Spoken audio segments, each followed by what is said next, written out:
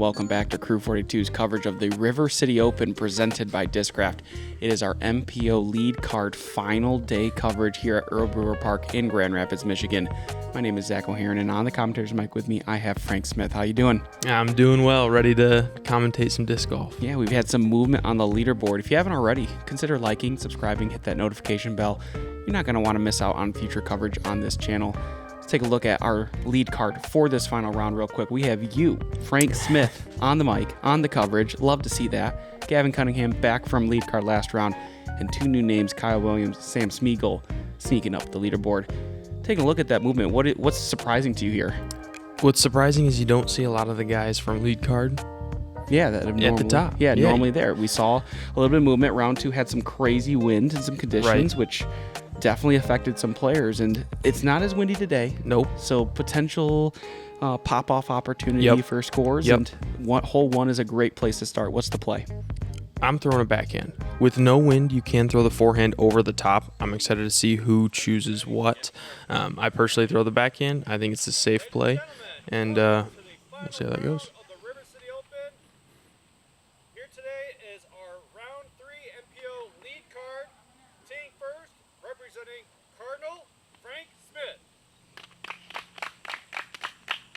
So excited to see you on coverage. You're leading the tournament, currently tied with Gavin. What was your mindset coming into the day? Yeah, I was really looking forward to playing.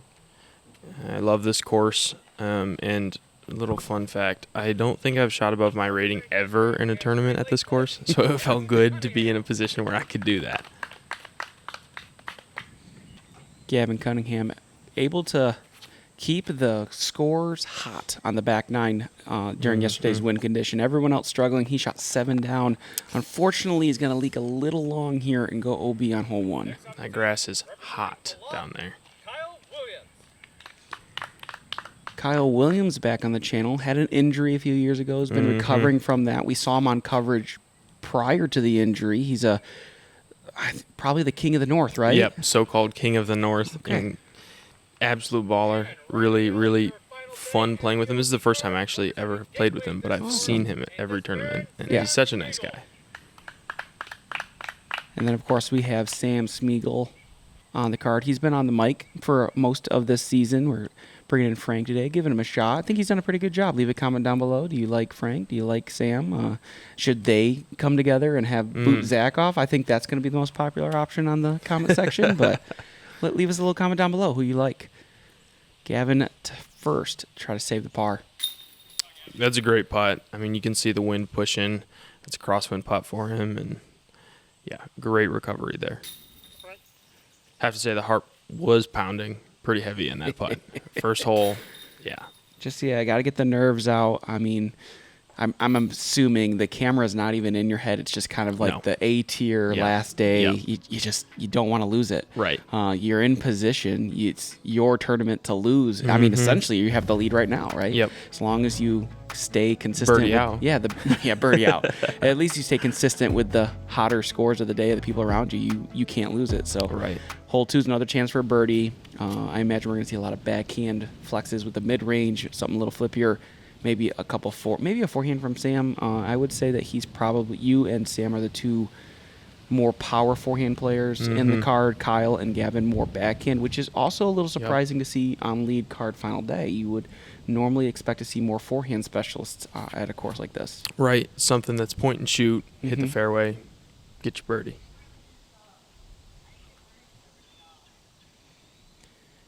Got Sam now going with that backhand as well. Something slower here. Yep, I think this is his cash, if I am right about it. I know it's a 3.402. I know that's the statistics of that disc. Yeah, very slow. Very slow, very straight. Throw anything less than 5, I'll get 100 feet short. So Gavin getting something flippy over that direction. This looks great. Settle, settle, settle. And that does okay. Stays inside circle. I mean, through these first, I'd say, the front 9, what is your objective score on the last day if you're really trying to make sure you're staying consistent within that lead? Yeah, I think I've shot 7 each day on the front, and that's my hope again. Comes a little short there on the putt. Oh, calm down with the frustration there, Frank. That was a little bit unacceptable. Raging out here. And Sam coming up short on his putt as well. Final day jitters, maybe an impact here. See if Gavin can get it under control. That's going to be a little wide. It's going to splash through some chains. He's still out. Left with this 20-footer for the comeback putt. No issues there. Gets the par. Not a great display of how to play hole 2 from the lead card. Yeah, not one you would expect the card to struggle with. We have pars out. I would imagine usually we see 2 at usually 3 even get the birdie here. See if you guys can recover here as we transition to hole 3. I think it favors the forehand a little bit more at 382 because it goes downhill at the end. You like the flex inside gap. I do, yep. But with the backhand players, I think we might see some more wide gaps on the left. We saw Gavin throw wide yesterday. Wouldn't be surprised to see him do that again today. But most of us throw this forehand down the middle.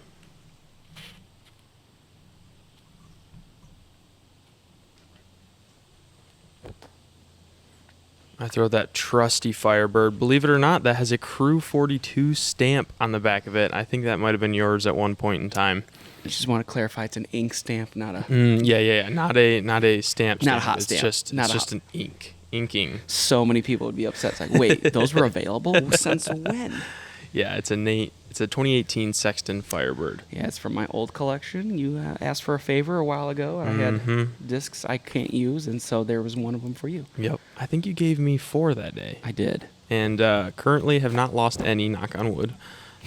And so we're hanging on to that one. And you're going to do coverage at the next next event. It's like, so I've lost 3. Yep. I'm down to the last one, so if you have any more. We see Gavin taking this outside route. He took this yesterday, left it a little low. This looks a lot better. Just a little too much cut. Coming around the cameraman's feet there, but he's going to be circle 2 for his putt, looks like. Kyle from long range here. Just going to pitch it up under the basket. There's no real loss of momentum, I would say, by taking a par here from that position. Gavin's range, you definitely want to run it. You can be a little softer with it. From Kyle, you might be able to leak too far because of the downhill. I would imagine this hole plays a little harder on the... Oh, no, another one from Sam, unable to convert. Surprising 2 misses there from Sam. Sam is notoriously one of the best putters in Michigan. Really confident on the green, so a little surprised to see that. Yeah, he puts in the work for sure. He's out there in the field working on his game, his putting, and I remember watching him a few years ago. There was like a nickname associated with the channel. He was Chase Card Sam because he was always in 6th place. We couldn't get him on lead, and now that work has developed. He's been on coverage a ton, and he's been finding more success. Moving over hole 4 now, the par 5, 795. First tee shot, you need to land in this ideal landing zone. It's kind of brightened up on the fairway there where you see those 2 stumps. Anywhere in that space is ideal. If you're not in the perfect landing zone, you just need to get on top of the hill in 2. Once you're on top of the hill, where do you want to be to make the approach as easy as possible? Right by this big stump. You can get down there. It's about 350 with the flex forehand. Ideally, as far up and left as you can be. It makes the shot even easier.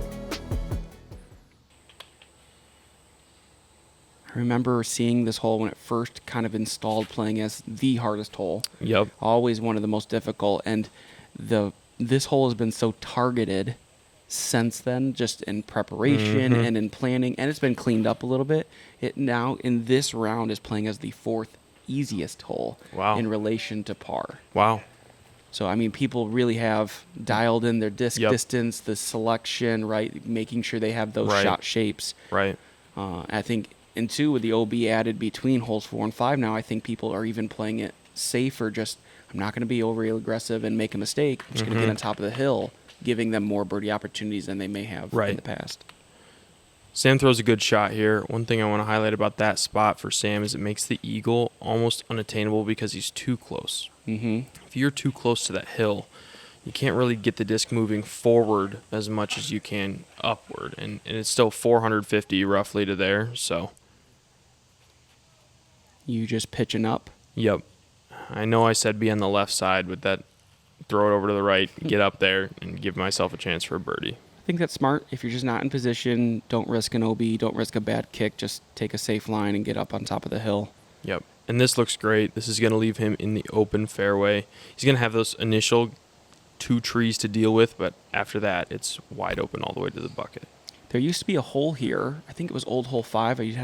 I'm certain the Brewer fans out here will correct me on that, but there used to be a hole that's a tunnel, so there's a pretty fair gap.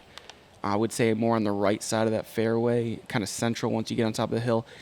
Do you want to be in that center? Is that the best gap, or is there a gap left or right that also opens up where if you're going to miss in what direction? Where are you? What's your game plan there? You really want to be up towards the wood edge. So throwing down the fairway, you're going to be on the left side, looking back from the basket, the right side. Sure. If you can get down in that gap, you'll have an opportunity to score. You can see here, you're taking that, central gap, get up there into circle. So you're putting from 20, 25. We have Gavin now in the perfect lane, but this is not on a good angle, and he's going to leak into circle 2. Not what he was hoping for from that position. Kyle now is farther right, but he has a couple windows to aim for here as long as he misses that first tree. Yep. Easy peasy. Perfect. That's the best way to play the hole for birdie. Get up, get down far, little pitch up. This is actually an eagle putt from Sam.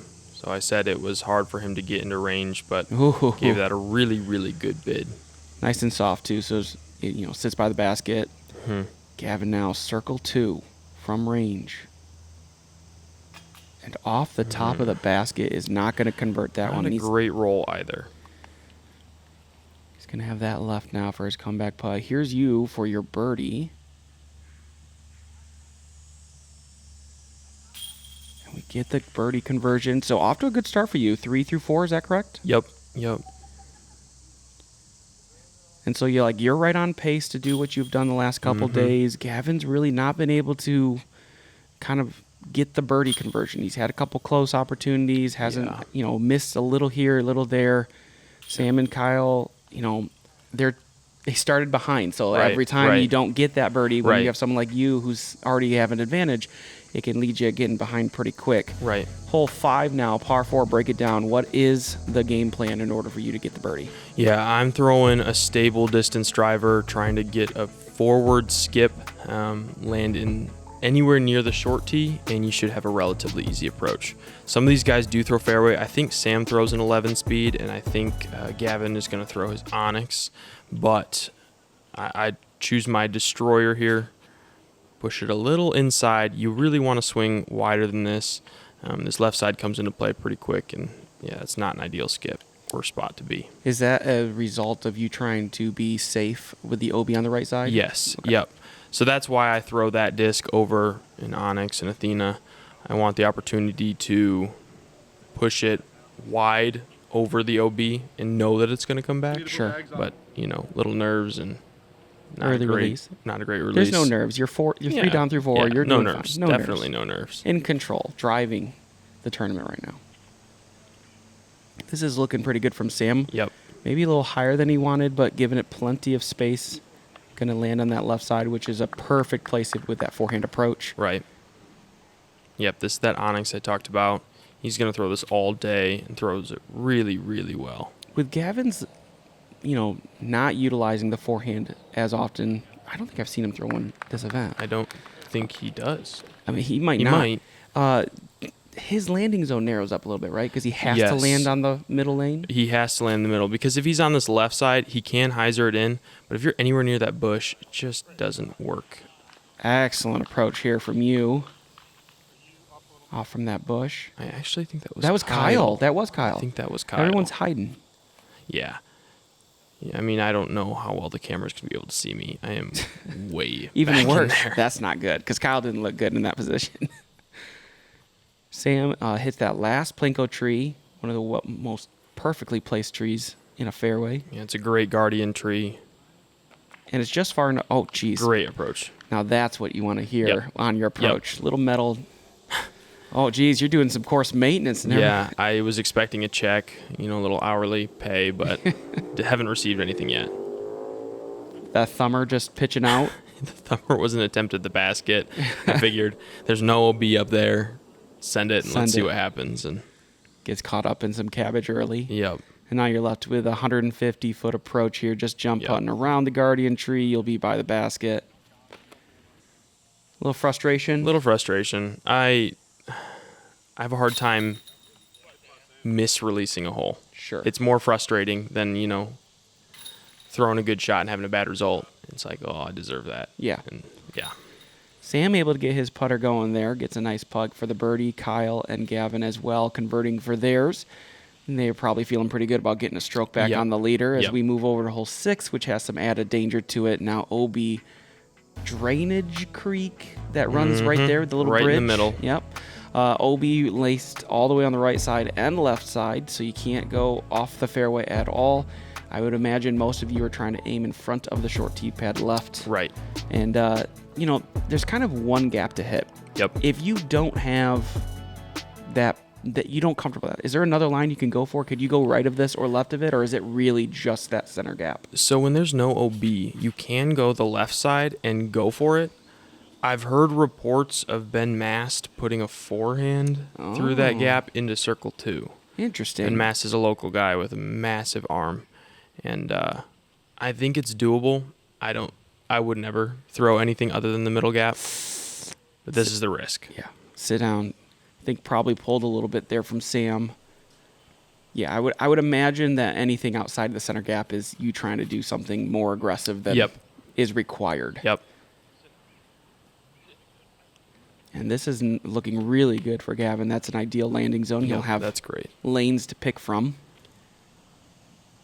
And now you on the back of the card here trying to match that tee shot. This looks pretty good. Yep. Scoots past that first kind of big tree in the fairway, which I think puts you in a good spot distance-wise. And Sam's going to have to try to really work something up the fairway from this angle. Yeah, this is a tricky spot. And it is going to hit that tree you just scooted by. It's going to knock him down in the original landing zone. Mm-hmm. And now he has to get up and down for par. See if he can get up the fairway here. Looks a little low. Oh, wow. Sit down. Don't do it to him. Sit. It's not. That's just rude. Wow. That's like 100 feet from the tree that he hit. And, I mean, it's probably only stopping because of the foliage. It's not stopping because of momentum. That thing was cooking. That's just insult to injury. Yeah. Doesn't love where he's at. Throws a relatively good shot, skips, hits a tree, and then takes off. Wow, that's just unfortunate as we see another metal hit. Gavin gets really close. Now you're really close. See if Kyle can get inside the bullseye party here. Ooh, close to that outside tree. Inside the circle, 10 feet. He's going to be happy with that result. Sam for a bogey or double? I think so. I think this is for bogey. And it's Just good effort. It went deep in the basket, so he gave it the energy, but doesn't find the bottom of the bucket. And it's not a good sign if you're putting from that distance and you're starting to count. Yeah. And you're going, where am I at? And I mean, at a course like this, a double bogey at this point of the round, he's going to go back to 4 strokes of view. I mean, at this point, it's either perfect or bust, right? Right. It's going to be really, really difficult for him to come back from that, especially with Gavin and Kyle. Kyle 1 back of me, Gavin 3 back, and a numerous amount of other people in the running as well.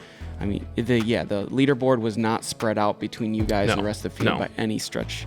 And hole 7 has its own sleuth of danger involved with it as well. That initial OB cluster on the left side, the OB on the right side runs all the way until you get to about early circle 2. And so being clean off this tee matters the most. We saw, I think, 5 OBs in round 2 because of the wind. Yep. And this is perfect. This is where you want to be. It gives you both the backhand and the forehand option. Kyle, not a big forehand player. Wouldn't be surprised to see him go backhand off this tee. Yeah, I feel like Kyle has Dan Treese is the guy that I kind of think of where it's like you meet Dan, he throws backhand, you've never seen him throw a forehand, and then all of a sudden he's in the woods 200 feet out and he pitches and parks it, and you're like, wait, why don't you do still that, have that? all the time? And Kyle kind of has a similar, I feel like, a bag to himself where he's like, he's going to go with the best shot in his game. And he's really, I mean, that's part of his consistency. You know, you don't get the, sit down. But you don't get, you know, that title of King of the North by being consistent. Right. You have a skill set that's very good. And right. It's his backhand. So far, everyone able to get in the proper spots. Get through. High is a little, get through everything. It's a little more dangerous, yeah? It is, and you're going to see that, I think, here. Just in front of Just that in front. cluster. He is safe. And now he's almost forced to go forehand going for the glove. He's got to come up short of it. But he's really got to push this, too. This is the glove we're talking about. He's just inside of it. He might have a look. Those trees will probably be blocking him. Yeah, worst position trees. Yeah. I've been over there. It doesn't line up. If those trees were switched left to right kind of orientation, yep. It'd be manageable for the righty player. But it's not horrible for the lefty, but it's so bad for the righty. See Gavin in a tricky spot here. He's going to go the low backhand bounce. He throws a nose-up air bounce so well. I would argue he's probably the best player in Michigan to do that. Oh, now we got to make a whole video about that. Right. Now. Bringing all backhand players. And I thought I squared that tree. Thankfully, I just barely kissed it. Inside circle you go. Sam does not look comfortable right now. No, and he is in a deep split with almost no look. Yeah, he's having to pitch that 10 feet in the air to give it a run. Like, unfortunate break for Sam. And it feels like his first 5 holes, he missed an opportunity. You know, he missed a putt and 2 putts, really. He got the rest of them, and then all of a sudden he's got one bad break. Here comes the second one. Yep. I mean, he's got to make sure he tries to mitigate that a little bit. Trying to make sure, because, I mean, even if you can't win, every stroke here is $150, $200 difference. Right. And so you don't want to go down the leaderboard too much. Hole 8 now, par 3, 420. Just grip it and rip it, right? Because of the lack of wind, you just... There's no wind out here. You can throw the hyzer. You can throw straight at it. You can throw the forehand. There are numerous options on this hole. The key is to throw it 420 feet and have a putt. Kyle Williams up first. I do like that this course kind of has a couple holes that are like distance checks. That's exactly what this is. Yeah, hole 8 and hole 10 are the two that come to mind the most, because 10, while being shorter, is very uphill. And with a lot of wind on this course, these 2 holes, while playing, I imagine, simpler today, have some days where it has some teeth. Exactly. And Gavin's played this hole well the last 2 days. He has the distance perfect. What are you throwing here? I'm throwing a force. It's a little flippy. As you can see, it's really flippy. Little flippy as it continues moving that way. You know, I've thrown that the last couple weeks, and it hasn't been that flippy. So there's some wind out there. Sure. And you saw Kyle's flip over a little bit. Yeah. A little surprised by that result. And now we have Sam. Oh, his is up in the air here, but this looks like a good amount of turn. Just needs to sit. Yep. Inside circle, uphill, very low risk putt. Williams now from circle 2. See if he can make some magic. No. Great bid. Kisses the top on the way down. Here you are. I mean, this is a momentum builder for you. Your goal, as you mentioned, 7 down days, 1 and 2. This is to kind of keep that momentum, and you do. I mean, this is a tough pace to beat. Yeah. Because, I mean, hole 9, while never guaranteed, there's always teeth to it. I mean, if you get that one, I can't imagine a lot of people are gaining strokes on you in that front 9. No, not in the front 9. Okay. I do love the front 9 out here. It's very shreddable. You throw your lines, little hyzers. And I like that, too, because while this course does feel very birdie or die, it feels like it's you deserve the birdie or die. Exactly. It's not, I shanked it, but I still get in circle anyway. Right. And we saw Sam, like on hole 6, a little off, hits a tree, all of a sudden it can blow up, right? So I do like how this course just feels, especially with the added OB. And speaking of that, there's OB behind this basket, which is not normal. We saw FPO's coverage have some impact with that, with some rollaways. 287 I like people throwing backhand if they can with something slower to mitigate ground play, but a lot of people I see throw forehand, try to go over that tree on the left. And this is why I like to hit it. Oh, I thought he was getting another pole hit. He is all over the pole today. And it does amaze me how many people throw the hyzer. I like to go straight at it, land flat, less risk. But, man, that hyzer play, I'm seeing it land, and I'm like, I might have to switch to that option. Oh, there's the pole hit. We got the pole hit. We got the pole hit. We found it. Jeez, oh, Pete's. And you didn't know that. You've never seen that. So no clue. Yeah. Oh, I just threw it perfectly. Yeah, shows up and like, oh, it felt good. Yeah. Walking up to that basket, I had no clue where the disc was. It's in a little, like, cove behind the basket. I'm like, oh, it's got to be OB long. Right, because there's some pockets, so while you walk over it, the discs are just hidden until you're on top of it. Yeah. And that green rolls away, and you'll see, like, players throw this hyzer shot, land, pop up, roll, and it's just killer. You just had to say it. You just had to say pop up. I might have to. Now you owe him some ice cream. That's not me anymore. Golly, that's a bad break for Sam again. He's now 60, 70 feet. Do it. Unbelievable. Sit down. That is a heartbreak because I don't know if you could tell on camera that hit cage twice. It skipped off of it into the chains, back down to the cage, teeter-tottered on the rim, and then fell out. And then rolled. Almost down the hill again. You just have to feel for Sam at this point. It doesn't feel like he's doing this to himself. Yeah, he's had now a total collection of 200 feet worth of rollaway. Right. And this, he doesn't know. I mean, I'm assuming he knows he's had some roll because I don't think he thought he threw that OB. Right. But, I mean, there's got to be some mental gymnastics he's got to do to try to stay motivated into it. Because even though he's back from you, he's 8 back of you. He was started the day 1 back of you. I mean, he's got to stay in this. And speaking of that, Gavin didn't start so hot. 5 in a row. Yep. He's decided to say he wants to stay in it. Kyle's had a good front 9 as well. But, I mean, if you keep up this pace, no one's beating you, right? That would be ideal. That'd be ideal. We're going to have to find out how this concludes with Frank in the lead right now on the back 9 in just a minute.